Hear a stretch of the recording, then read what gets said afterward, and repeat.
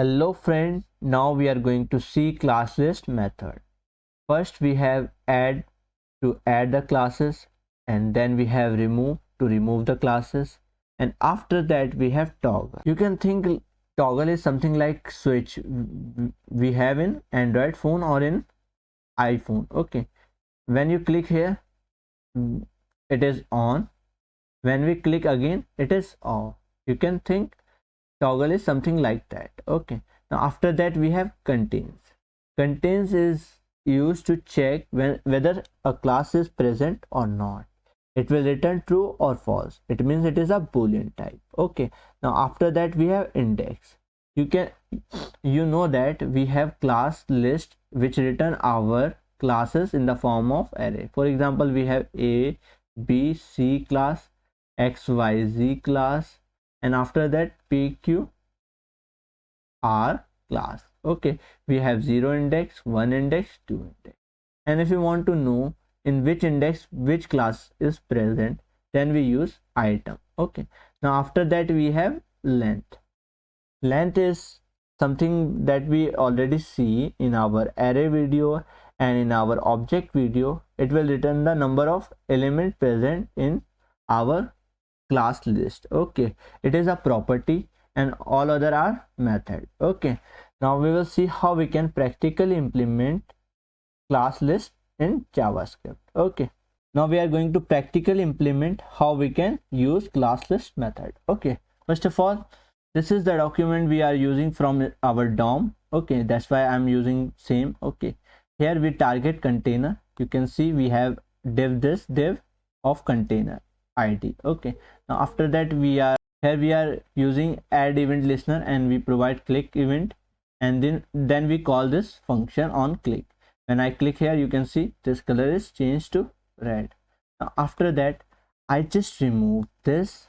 Okay, and here I use class list, and after that we use dot add, and then provide the class name that we want to add. I want to add xyz, and after that we have to print this to check whether it is successfully added or not. We use var a equals to, I already copy and just paste this document dot get element by id. Now after that we have to print console dot log. Now after that we provide a. Now let's save. You can see nothing is here because we are printing on click, or you can see we don't have any class in this container table. Okay, I just click. You can see class xyz is added, and in console you can also see. Now let's style with the help of CSS styling. Now I just use dot xyz, and after that I change the background color to red, or you can say to orange. Now let's save. Okay, here you can see nothing is happened. When I click, this color is changed and this class is added. Now similarly we can add multiple classes by providing comma separator.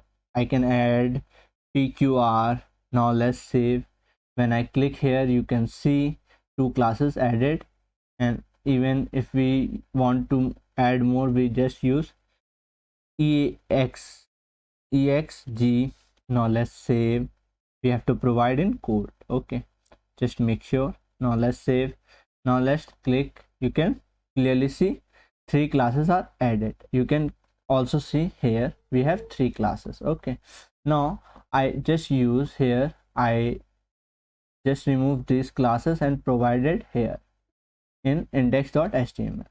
I just remove, and here I provide class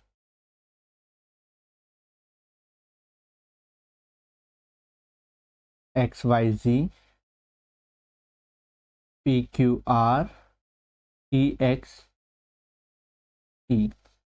Now let's save. You can see this class is added because we are not adding with the help of event. Just now I just use remove, and after that we provide the class name. Here we provide xyz. Now let's save. When I click here, you can see our class is removed. We can also remove multiple class. I just use comma separator PQR. Now let's save. First we have to provide in codes. Now let's save. This is added. When I click here, you can see we have exe class left. If we want to remove this, we can also do that using exe. Now let's save. I just click, you can see all classes empty. Our class is now empty, you can see. Now after that we have toggle. For example, I just remove this and here I use toggle. Okay, toggle, and here I provide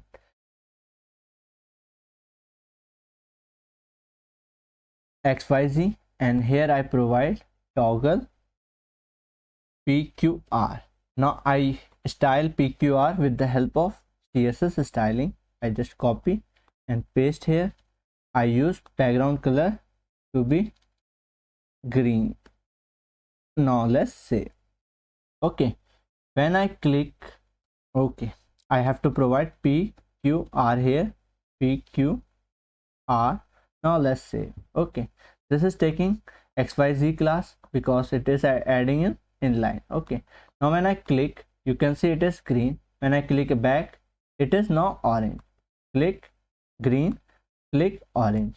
This is adding and removing. Okay, now you can similarly do toggle, and after that we have contains. Okay, for that we have to just remove this. Now after that I use contains, and here I provide class name XYZ. Now let's say, you can see when I click, it will give us this value, but we have to just provide. Okay, now here we have to store this value to print. I just comment this, and now I just paste here. Okay, equal. Now let's save. Okay, when I click here, you can see it will give us true because we have XYZ class.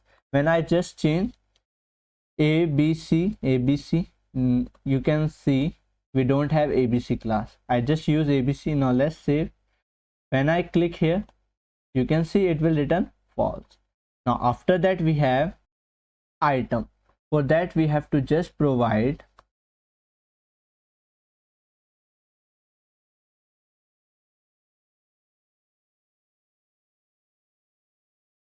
we have three class. For that we have three class: XYZ, PQR, EFG. Okay, now I just use item. Now here I provide in round braces index number. In 0 index we have XYZ. Now let's save. When I click, you can see it will return 2 times XYZ. When I just refresh, when I click, it will return XYZ. Okay, if you want to know in 2 index what we have, I just provide 1. Now let's save. When I click, you can see PQR is printed. Similarly we can provide 2. Now let's save. When I click here, you can see EFG is printed. Okay, I just remove this. And I use length, and now let's save. When I click here, you can see it will print 3 because we have 3 number of classes: XYZ, PQR, and EFG. This is how we can use class list method. Hope you like this video. If you did, please subscribe my channel, share with your friend, and bye bye.